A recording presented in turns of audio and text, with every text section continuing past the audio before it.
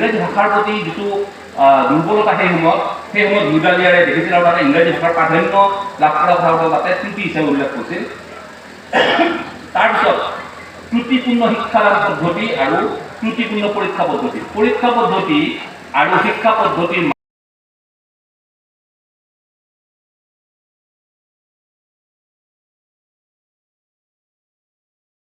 দুনি উচ্চতৰ মাধ্যমিক বিদ্যালয়ে এটা নতুন ৰূপত এটা যাত্ৰা আৰম্ভ কৰিছিল, জ্ঞানৰ আলোকৰ যাত্ৰা। আৰু সেই জ্ঞানৰ আলোকৰ যাত্ৰাৰ আজি ৭৫ বছৰ পূৰ্ণ হ'ল।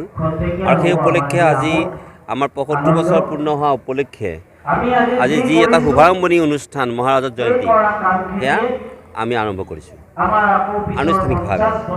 আৰু লগতে আজি আলোচনা চক্ৰ এখনৰ মাজেদি আমাৰ গোটেই ৰাইজে বা ছাত্ৰ ছাত্ৰী, প্ৰাক্তন শিক্ষক শিক্ষয়িত্ৰী, প্ৰাক্তন অভিভাৱক সকলো মিলি পেলাই ইয়াত এটা নতুন ধৰণৰ এটা বাতাবৰণৰ সৃষ্টি আজি কৰা হৈছে।